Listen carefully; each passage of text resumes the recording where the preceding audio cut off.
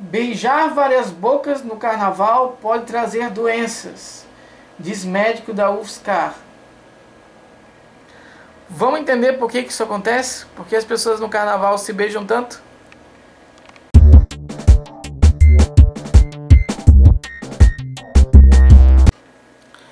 Olá pessoal, sejam novamente bem-vindos ao TVC Channel News. Bom, o carnaval está chegando e já tem pessoas que estão contando as horas para poder cair na farra.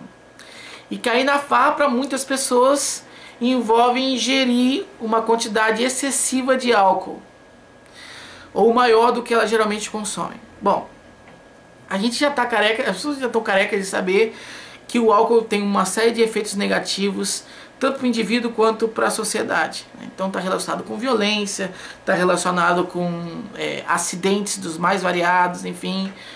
E por isso nessa época do ano, as campanhas para reduzir o consumo de álcool ficam mais exacerbadas, né? Então as pessoas falam mais sobre isso na televisão, escrevem mais sobre isso no jornal, falam na internet, no rádio, enfim.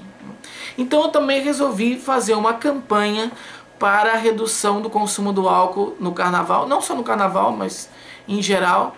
Só que eu vou abordar um viés um pouco diferente do que as pessoas vêm colocando, né?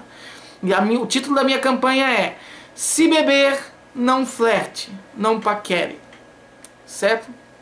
Bom, a gente já sabe, até é uma questão intuitiva mesmo, que o álcool ele facilita os relacionamentos interpessoais. Então a pessoa que bebe, ela fica mais sociável. O que acontece é que a ciência recente, nos últimos 10, 20 anos, tem estudado sistematicamente essa questão e publicado alguns resultados que nos permitem explicar por que isso acontece. E alguns resultados que eu vou apresentar aqui para vocês. Bom, hoje em dia a gente sabe que o álcool ele serve sim como um lubrificante social, ou seja, ele facilita esse relacionamento entre as pessoas. Por que ele faz isso? Porque o álcool induz uma questão chamada miopia alcoólica. O que é miopia alcoólica? É um fenômeno que tem 3 sintomas principais. Primeiro, reduz a redução dos níveis de ansiedade e depressão. Por isso que a pessoa, quando ela ingere álcool, ela fica mais relaxada e mais contente, né? É claro que a gente sabe que o álcool é uma substância bifásica. Na primeira fase ele induz a euforia, mas depois ele cai na depressão. Então por isso que a pessoa, quando ela começa a beber, ela começa a ficar feliz, alegre, contente. Daqui a pouco ela está chorando, lembrando do passado, remoendo um monte de coisa e tal, né? Mas enfim, nessa primeira fase o álcool ele tem sim esse efeito antidepressivo e ansiolítico.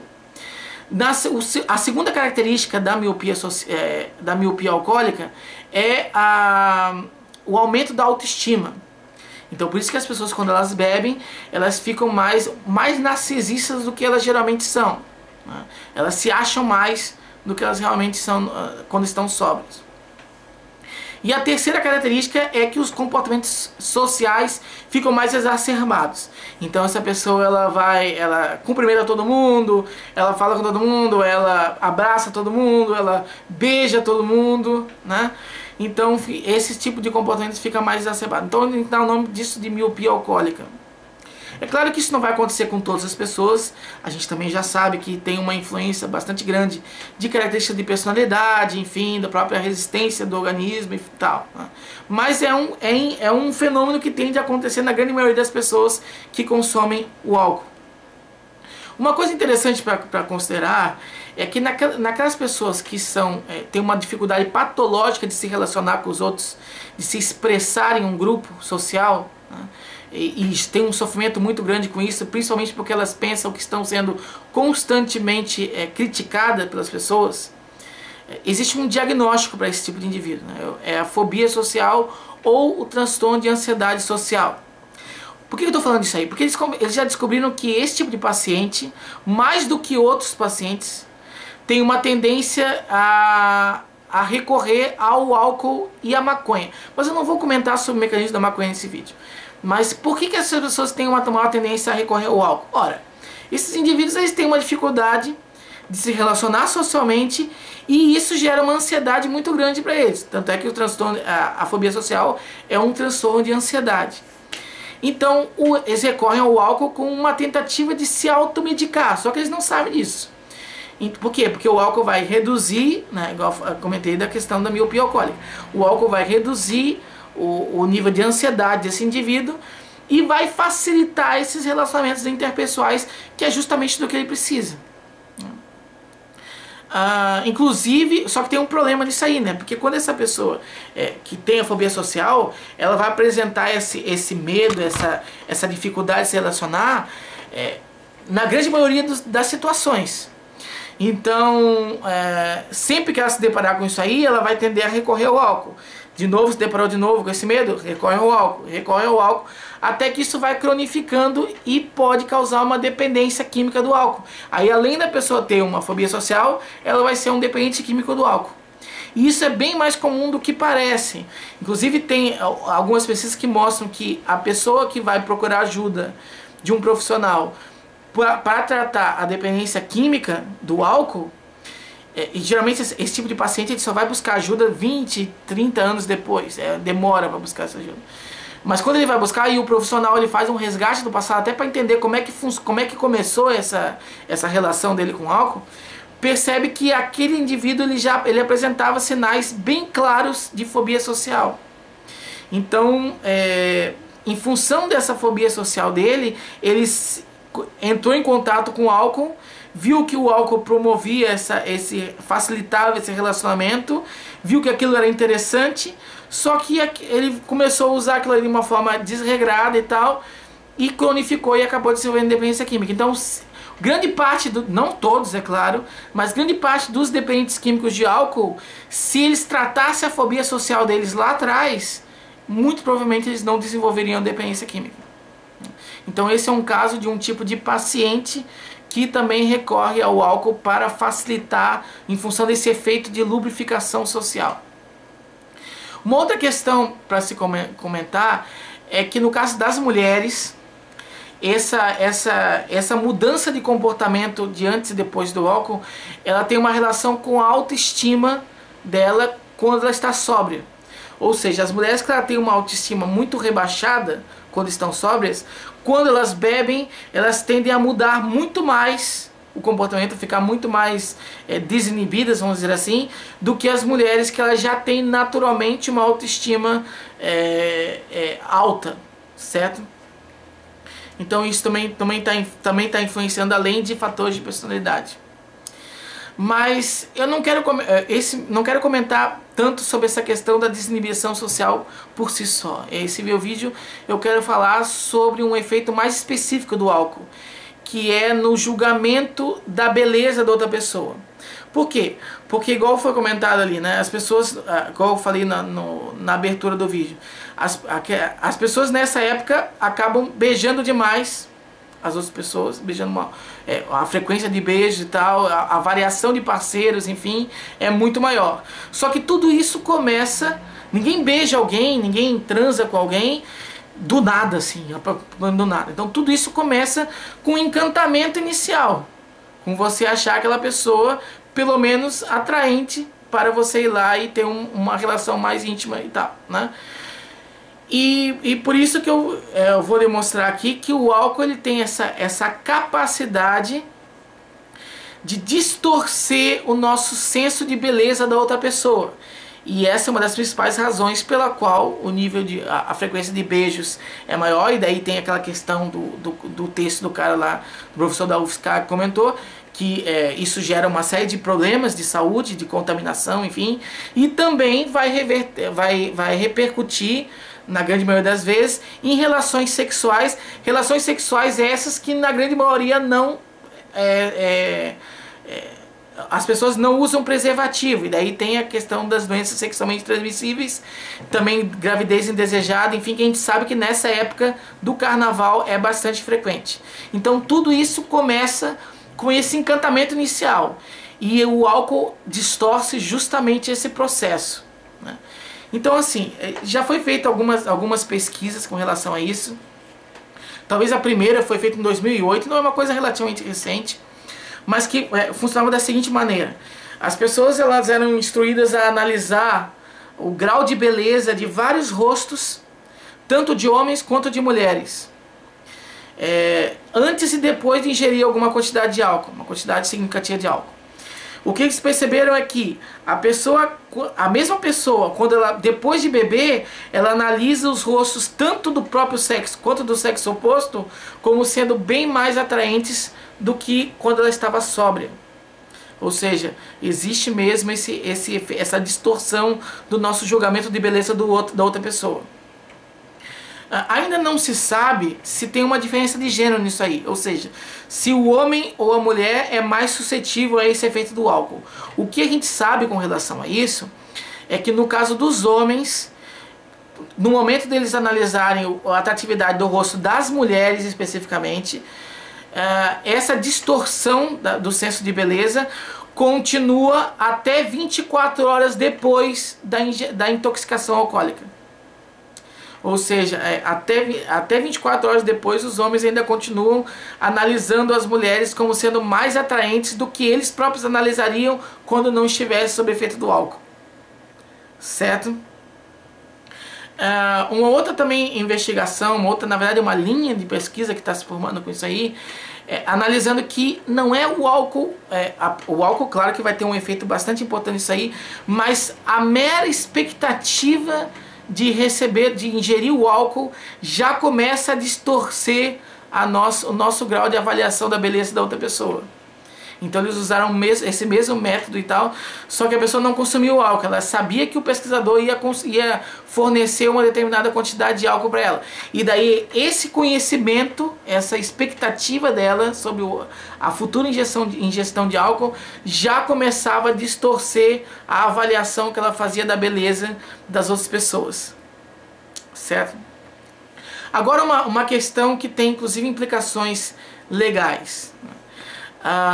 Algumas pessoas elas acabam, igual eu falei, antes da relação sexual em si, tem esse encantamento inicial e vai depender da beleza da pessoa, né?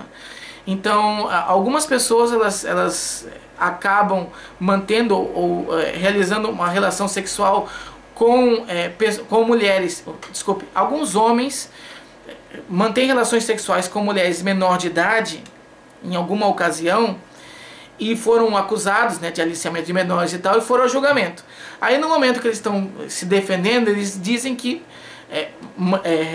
fizeram sexo com aquela menina, na realidade, porque eles não conseguiram discernir direito a idade dela, por causa do álcool que tinham bebido. E essa pesquisa da British Journal of Psychology, em 2010, mostrou que o álcool ele não altera a nossa percepção de idade das pessoas. Ele altera exclusivamente a percepção da beleza, apesar de que a idade, principalmente para o homem, é um fator muito importante na hora de analisar a beleza de uma mulher, né? Mas o que essa pesquisa mostrou é que a idade não é afetada em função do álcool, mas exclusivamente na beleza em si, certo?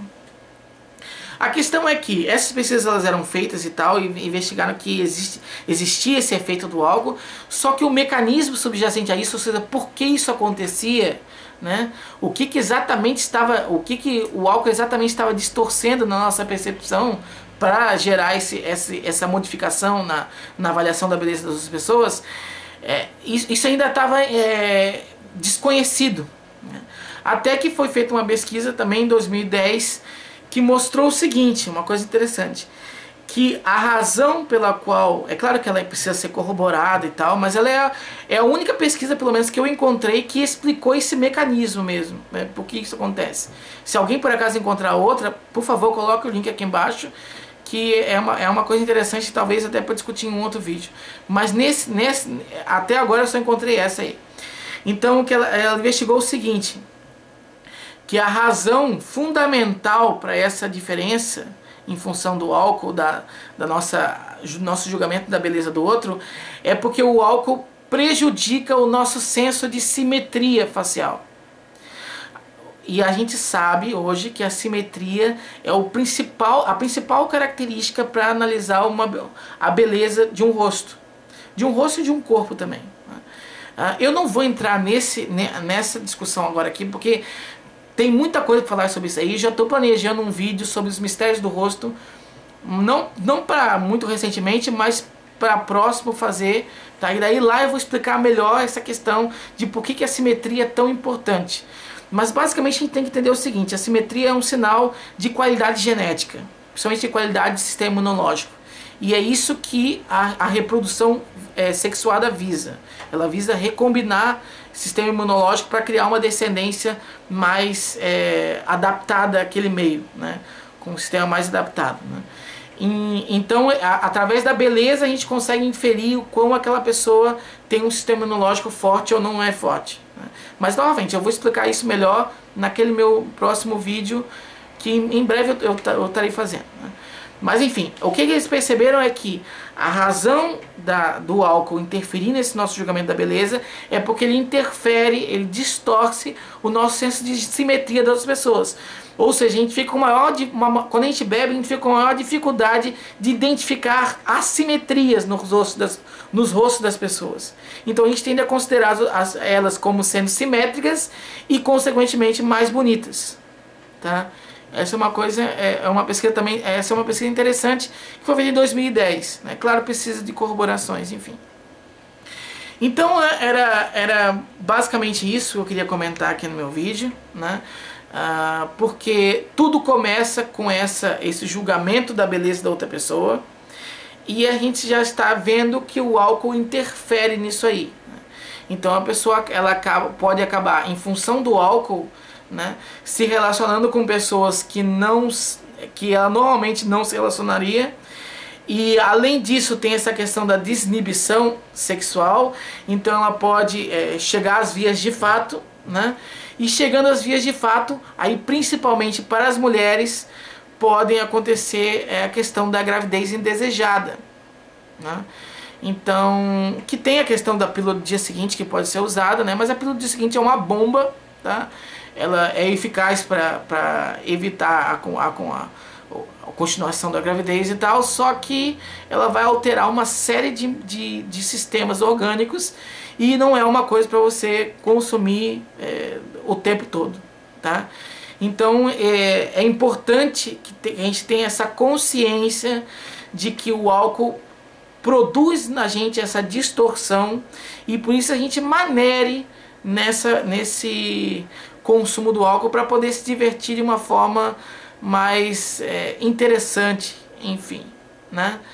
Então eu acho que, voltando àquela questão que eu sempre comento nos meus vídeos, né, que a humanidade só poderá crescer quando descobrir como exatamente é. Então a ciência está mostrando que, além dessas implicações para acidente, para violência, enfim, o álcool também é responsável por você iniciar uma relação com alguém que normalmente você não iniciaria, né? E isso pode ter consequências negativas para você. Então, novamente, vamos consumir o álcool. É claro, é impossível você eliminar o álcool da humanidade, né? As pessoas, elas vão sempre recorrer a isso, mas vamos consumir de uma forma consciente, né? De uma forma moderada, de uma forma que não promova essa distorção além das outras que acontecem, certo? Então, novamente, a campanha: se beber demais, não flerte, não paquere, certo? Bom, gente, eu espero que vocês tenham gostado desse vídeo. Avaliem, né, positivamente, negativamente, em função do que vocês acharem, né? É livre para fazer isso, mas avaliem o vídeo, comentem, certo? Se inscrevam no canal, se gostaram, se inscrevam no canal. E também se inscrevam, acompanhem esse meu canal através da página do Facebook, que está o link aqui embaixo na descrição. Outra coisa, todas as referências que eu utilizei para elaborar esse vídeo aqui estão também na descrição do vídeo, né? Vocês podem conferir lá, que vai estar ali, como eu sempre coloco. É só você colocar o título no Google Acadêmico, por exemplo, que você vai ter acesso ao artigo na íntegra para você poder conferir e tal, né? E era isso, gente. Até o próximo vídeo aqui no TVC Channel News. Valeu!